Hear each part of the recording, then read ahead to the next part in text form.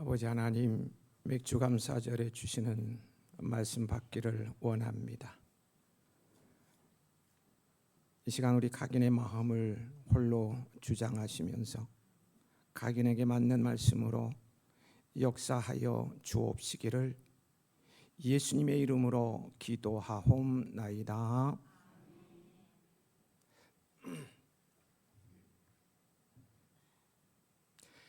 강북 제일교회의 전신인 수유 제일교회를 담임하며 교회를 크게 부흥시켰던 윤덕수 목사님의 이야기입니다. 아시는 분들도 계실 거거든요. 1988년 7월 24일 나이 47세에 뇌출혈로 쓰러져서 반신불수가 되어 기억이 사라지고 의식이 사라지고 얼굴이 한쪽으로 돌아가서 의사는 얼굴이 다시 돌아오지 않을 것이라고 하였습니다. 목사님은 너무나 절망스러워서 하나님, 죽게 해주십시오. 하나님께 영광이 되지 않습니다. 목사가 중병에 걸리다니 이게 말이 되겠습니까? 라고 기도했습니다. 저녁에 잠자리 들면 하나님, 내일 눈 뜨기 전에 저를 데려가 주십시오. 눈을 뜨면 오늘 해가 지기 전에 저를 데려가 주세요가 기도였습니다. 그러나 하나님께서는 그 기도를 듣지 않으셨고 교회에서는 24시간 목사님의 회복을 위해서 릴레이 기도를 하고 장로님들은 조를 짜서 병원 당번으로 돌아가면서 지켰습니다. 목사님 물리치료를 거부했어요. 나는 죽을 건데 물리치료는 무슨 안 한다니까. 그러나 장로님 포기하지 않고 평소에는 같이 걷지 못했으니 병원에서라도 한번 같이 걸어보십시다 라고 했더니 목사님이 그 일그러진 얼굴과 반쪽 몸으로 혈기를 부리는데 얼마나 무서운지 장로님이 돌아서서 눈물을 닦았다고 합니다. 그래도 장로님들이 포기하지 않고 거의 강제로 걷기를 시키고 걸음마 연습을 하고 드디어 30m 걸었을 때 장로님들 우리 목사님 만세 했고요. 어느 날 목사님이 기도합시다 하고 말문이 터지자 장로님들이 할렐루야 하면서 박수 치면서 좋아라고 했습니다. 그리고 기도원에 가서 일주일 기도 후 일어서는데 하나님의 음성이 들리기를 야 이놈아 너는 왜 감사할 줄 모르냐? 그때 목사님이 이 몸으로는 무슨 감사 하는데 아직 몸이 반쪽이 성하지 않느냐? 그때 감사하지 못한 것을 회개하고 하나님 감사합니다. 몸을 반쪽이나 살려주셔서 감사합니다. 이제 다시는 원망이나 불평하지 않겠습니다. 살려만 주시면 생명 다해 주의 일을 하겠습니다. 이렇게 감사 기도를 드리면서 병을 고침받고는 17년간 더 살면서 서울 수요 제1교회를 10,000명 성도로 부흥시키고 성전을 크게 건축하고 미국 집회에 가셨다가 쓰러지시고는 하나님의 부르심을 받으셨습니다. 감사의 기적이죠. 미국 국립건강관리소의 에머슨 박사는 감사와 건강의 상관관계를 알아보는 실험을 했습니다. 실험에 참여한 사람들을 A, B, C 세 그룹으로 나누고 A그룹은 기분 나쁜 말과 행동, B그룹은 감사의 말과 행동, C그룹은 일상적인 말과 행동에 집중하도록 했어요. 일정 기간이 지난 후 각 그룹의 변화를 분석한 결과 감사의 말과 행동을 한 B그룹의 사람들의 건강 상태가 가장 양호했고 아울러서 행복도도 가장 높은 것으로 확인되었어요. 에머슨 박사는 감사의 말과 행동에 집중하기만 해도 몸의 면역력이 높아져서 크고 작은 질병을 이겨내고 훨씬 건강해질 수 있다라는 결론을 내렸습니다. 탈무드에도 탈무드 아시죠? 세상에서 가장 사랑받는 사람은 모든 사람을 칭찬하는 사람이요, 가장 행복한 사람은 감사하는 사람이라고 했습니다.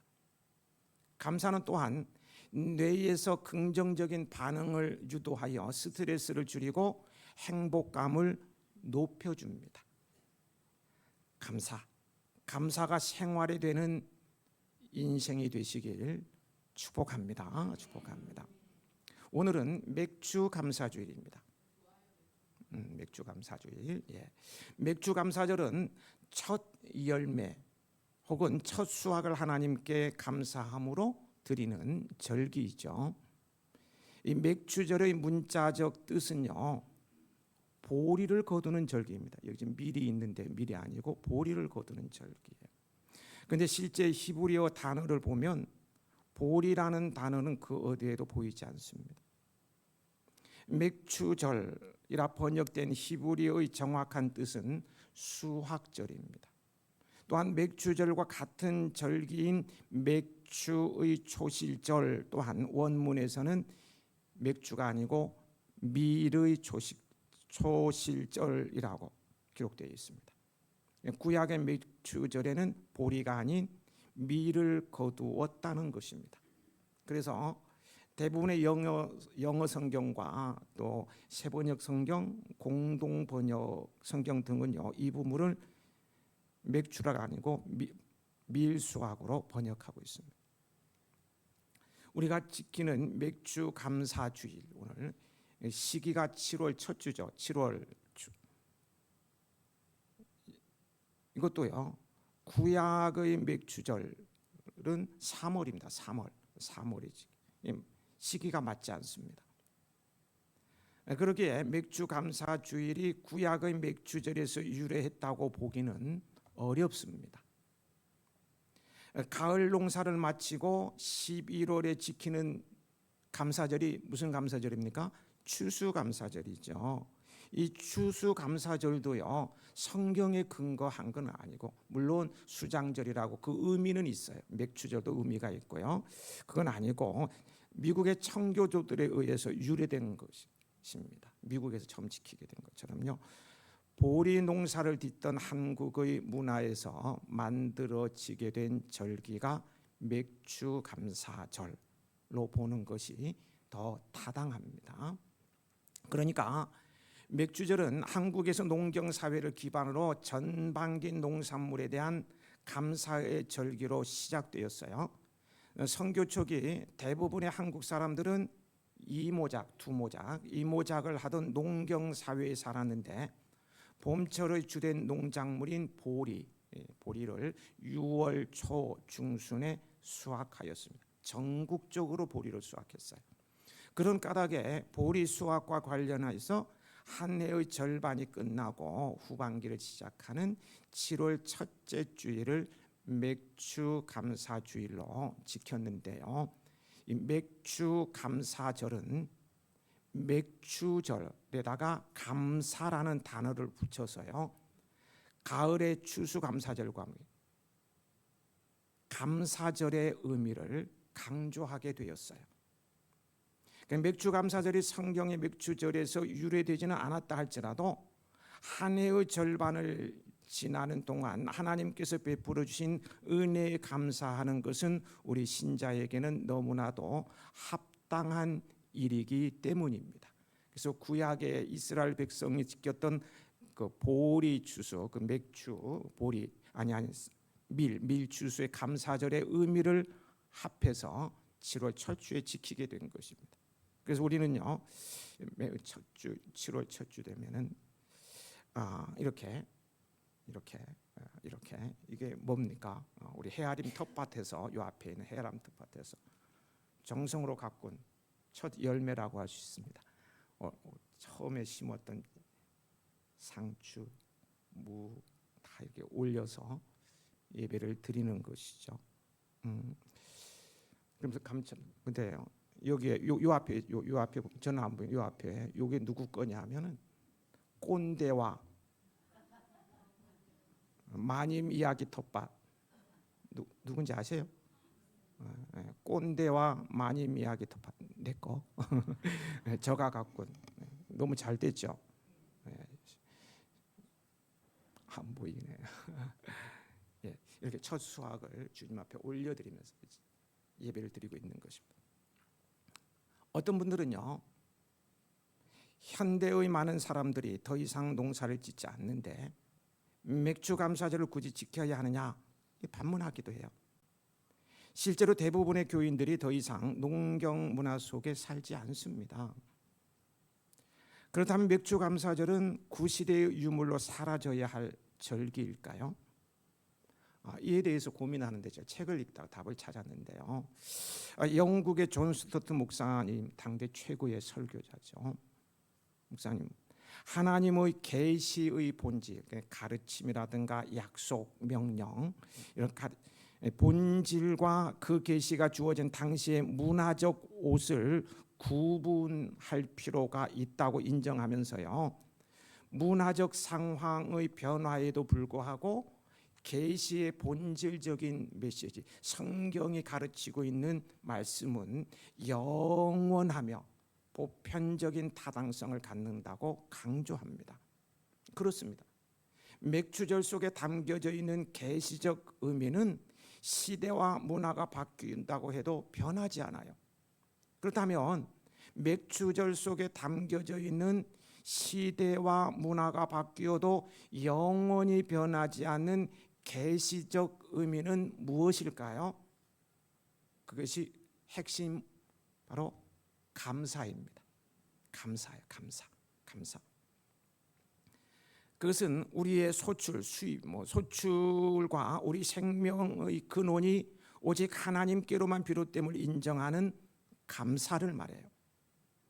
따라서 우리는 농경 사회이든 도시 사회이든 그 문화적 상황과 관계없이 하나님께서 주신 이 절기가 기억하기를 원하는 뭐예요? 감사. 이 감사의 본질적 의미에 집중할 필요가 있는 거예요. 그래서 이 시간 맥주절이 담아내고 있는 감사의 의미를 세 가지로 정리를 해보고자 합니다. 첫째는요, 소산을 주신 하나님께 감사하는 절. 성경의 맥주절은 3월달에 지키는 것이라고 해서 구약성경에 농사지은 밀의 첫 열매를 바치는 절기입니다. 맥주절은 광야에서 하나님께서 주신 만나를 받아 먹고 살던 이스라엘 민족이 가나안 땅에 정착한 후 농사를 짓고 수확한 첫 곡식을 드린 절기입니다. 애굽을 떠나 40년을 광야에서 방랑하던 이스라엘 백성이 가나안 땅에 정착하여서 그 땅의 소산을 먹게 된 것은요, 전적인 하나님의 은혜였습니다. 비록 그들이 수고를 했을지라도 그 소산은 하나님의 말할 수 없는 돌보심과 일하심 때문이었어요. 농사를 지어보신 분은 잘 아실 것입니다. 땀 흘려 씨 뿌려도 때를 따라 단비와 알맞은 햇빛을 주시지 않으면 그 모든 수고는 헛된 것이 되고 말아요. 아무리 씨앗이 좋고 그래도 열매를 맺을 수가 없어요. 이는요, 오늘을 사는 우리들의 삶 또한 예외가 아닙니다. 주님께서 돌보시고 인도하시는 은혜 안에서 일할 수 있음에 감사하고요, 그 소득으로 하루하루를 살아가며 미래를 설계할 수 있음에 감사하는 절기가 맥주절이라는 거예요. 실력도 있고요, 재능도 뛰어나고요, 경험도 많은데 일자리를 얻지 못함으로 어떤 수입 소산을 내지 못하여서 하루하루를 힘겹게 사는 이들도 의외로 많아요. 일할 수 있게 하시고 수입을 얻을 수 있도록 도우신 하나님께 감사하십시다. 둘째는요, 내 생명과 삶을 보존해 주심에 감사하는 절기입니다. 지난 주일에 이런 말씀을 나눴었어요. 아침에 눈을 떴다는 사실, 여러분 다 아침에 눈을 뜨고 이 자리에 오셨네요. 그죠? 아침에 눈을 떴다는 사실, 그것이야말로 가장 기적적인 일이라고요. 왜냐하면 깨어날 수 있었던 이유, 내 심장이 여전히 계속해서 뛰고 있다는 사실, 그것은 결코 내가 스스로 보장할 수 있는 것이 아닙니다. 내가 보장한 게 아니라고. 심장을 지으신 분이 누구십니까? 오늘도요, 나라는 존재로 살아갈 수 있도록 생명을 보존해 주심에 감사하십시오. 감사해야 된다는 거예요. 이렇게 어떻게 보존해 주시는지 한번 보실까요? 내 생명뿐만 아니라 삶과 또 우리 가정을 어떻게 보존해 주셨는가 성경에서 확인해 보도록 하겠습니다. 무엇을요? 내 생명뿐만 아니라 나의 삶, 우리 가정을 주님께서 어떻게 보존해 주셨는가를 성경을 통해서 확인해 보자는 것입니다. 시편 121편 방송실 띄워주세요. 앞 화면을 보면서 1절부터 8절인데요. 내가 읽는 소리가 내 귀에 들리도록 소리내서 읽으시기 바랍니다. 그러면서 주의 음성이 함께 들릴 수도 있습니다. 옆에 의식하지 말고 우리 같이 소리내서 읽는데, 내 생명뿐만 아니라 우리 가정을 어떻게 보존해 주셨는가 한번 소리내서 읽어보도록 하겠습니다. 시작. 내가 산을 향하여 눈을 들리라. 나의 도움이 어디서 올까? 나의 도움은 천지를 지으신 여호와에게서로다. 여호와께서 너를 실족하지 아니하게 하시며 너를 지키시는 이가 졸지 아니하시리로다.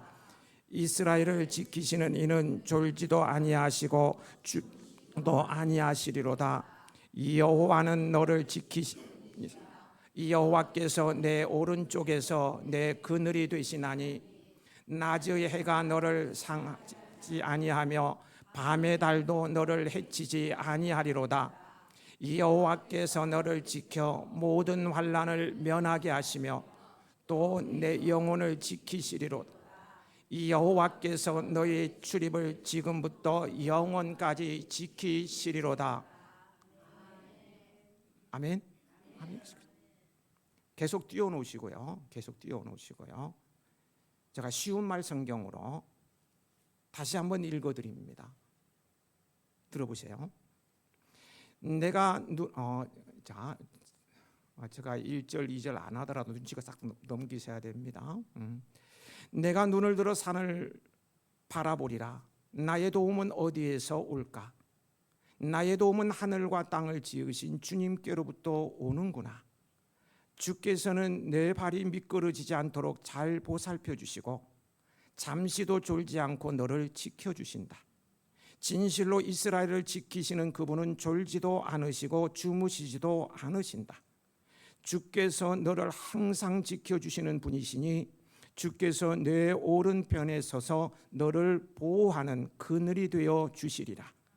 그러므로 낮의 이글거리는 해가 너를 해치지 못하겠고 밤의 차가운 달도 너를 다치게 하지 못할 것이다.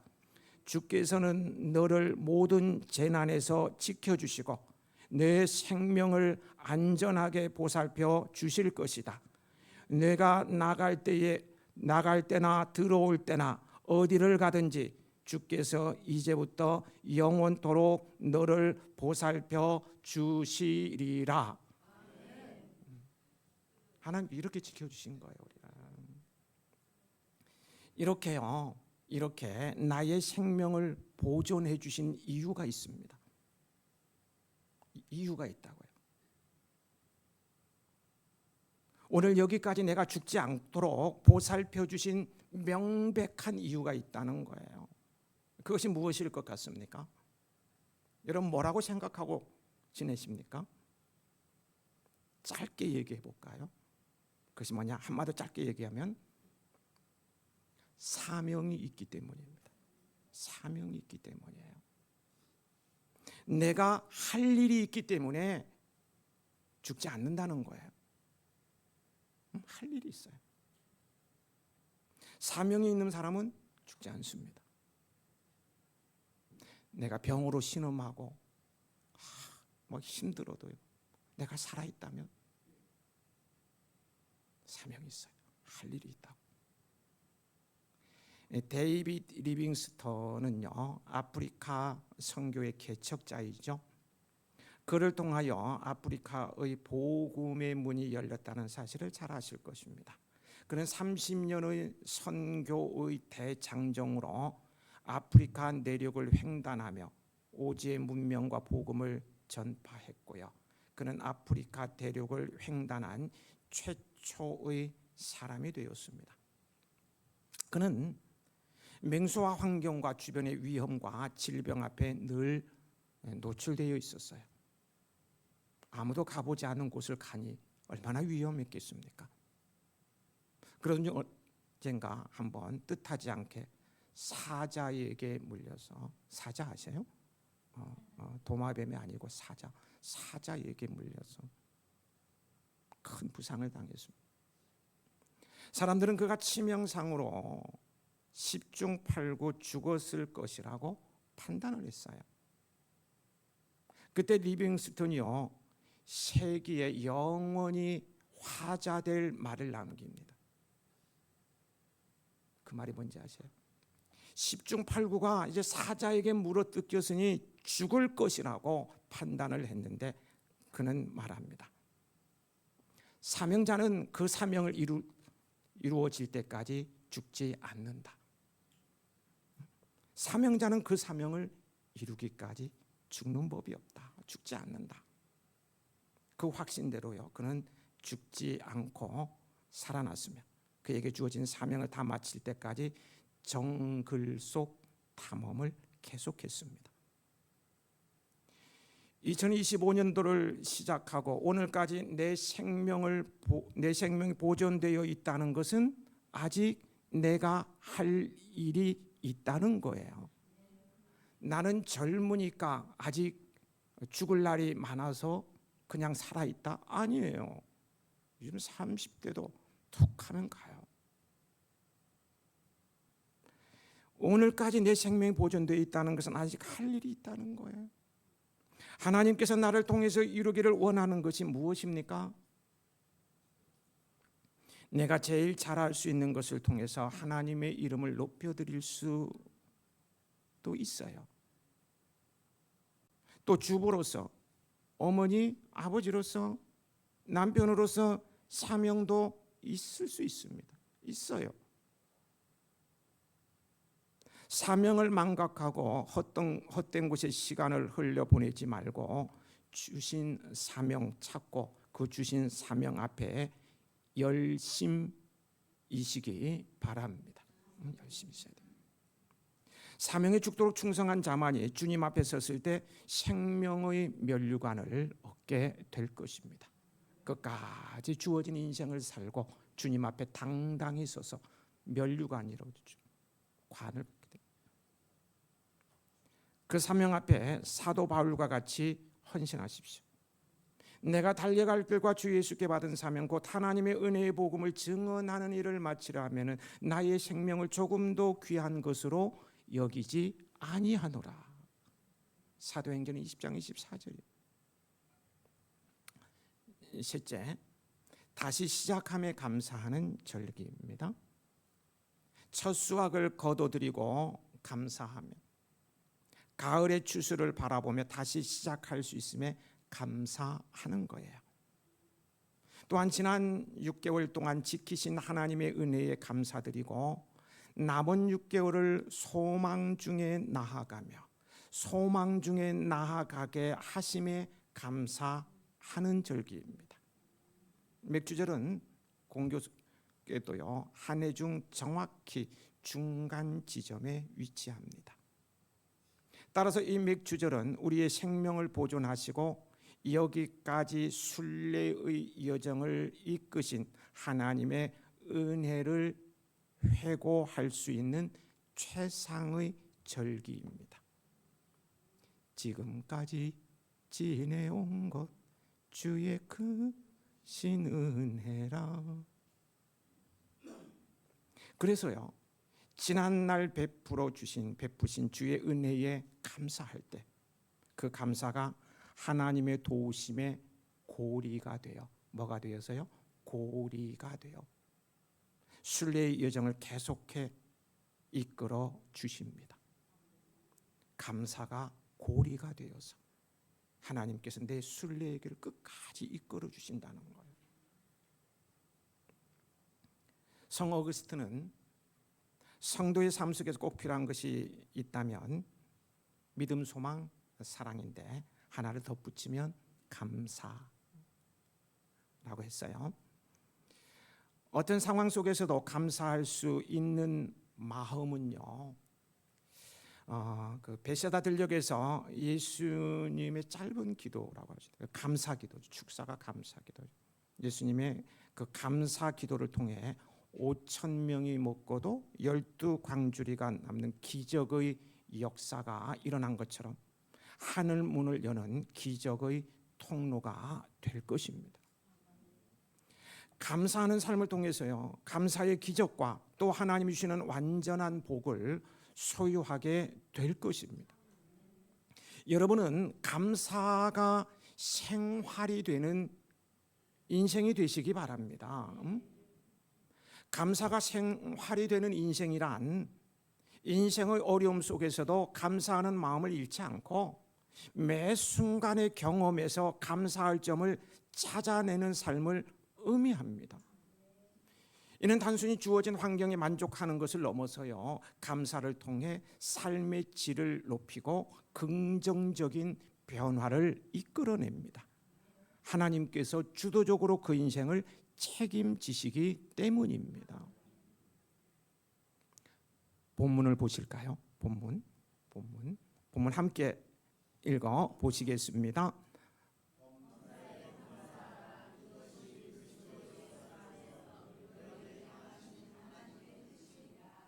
예, 하나님께서는 오늘을 사는 성도들에게 저와 여러분에게 말입니다. 범사에 모든 일에 매 순간순간 감사하라고 말씀하십니다. 하지만 현실을 바라보면 부딪히는 어떤 상황들 앞에 말처럼 감사 생활이 녹록지 않는 게 사실이죠. 참 그렇지 않은 것 같아요. 감사하지 않을 일도 많고 녹록지 않게 사십니다. 그래서요 이것이 그리스도 예수 안에서 너희를 향하신 하나님의 뜻이니라 곧 덧붙이십니다. 여기서 중요한 포인트는요 바로 그리스도 예수 안에서입니다. 하나님께서 우리에게 값없이 주신 참으로 놀라운 선물이죠. 바로 예수 그리스도, 나의 힘이요 생명이요 소망이요 위로요 치료요 회복의 능력이 되시는 그분 안에 살아가는 우리는 범사에 마음껏 감사할 수 있는 일로 가득합니다. 하나님께서 아들과 함께 모든 것을 우리에게 주시겠다고 약속하셨기 때문에 예수 그리스도 안에 있으면 감사로 가득 찬다고요. 가득 찬. 로마서 8장 28절 우리가 알거니 하나님을 사랑하는 자 곧 그의 뜻대로 부르심을 입은 자들에게는 모든 것이 합력하여 선을 이루느니라. 모든 것을 합력하여 선을 이루어 주시 것을 기대하며 실패, 환난 등 우한 질고 앞에서도 감사하게 됩니다. 예수 그리스도 안에 있으면 말입니다. 그래서 범사에 감사하는 말은 부담감보다는 기대와 설레임으로 다가옵니다. 기대와 설레임으로 다가오는. 욥을 보세요. 욥 아시죠? 인간적으로 극한의 시련을 겪을 때 모든 재물을 다 박탈당하고요. 자식들이 죽었고요, 아내에게 버림을 받고요, 몸은 질고로 망가졌을 때에도 어떻게 했어요? 땅에 엎드려서 대자로 뻗어가지고 어떻게 살아, 어떻게 살아, 나 어떻게 살아, 그러지 않고 땅에 엎드려서 어떻게 성경은요? 예배했다고 했어요. 땅에 엎드려서 예배하면서요, 이렇게 내가 모태에서 알몸으로 나왔사온즉 또한 알몸이 그리로 돌아가올지라. 주신 이도 여호와시요 거두신 이도 여호와시니 여호와의 이름이 찬송을 받으실지니라. 이렇게 찬양하며 감사를 드러낸 거예요. 하나님께서 그런 그를 회복시키시고요, 갑절의 복으로 인도하시잖아요. 감사가 생활화되시길 축복합니다. 노만필 박사는 항상 적극적 사고방식을 강조하는 사람으로요, 어느 날 열차를 타고 여행을 하고 있었어요. 그의 맞은편에는 한 중년 부부가 앉아 있었는데 그 부인은 계속해서 주변 환경에 대해서 막 불평을 늘어놓는 것이었어요. 좌석이 불편하고 시트가 지저분하고 청소는 제대로 안 되어 있고 승무원은 불친절하고 막 계속 불평을 늘어놓는 것입니다.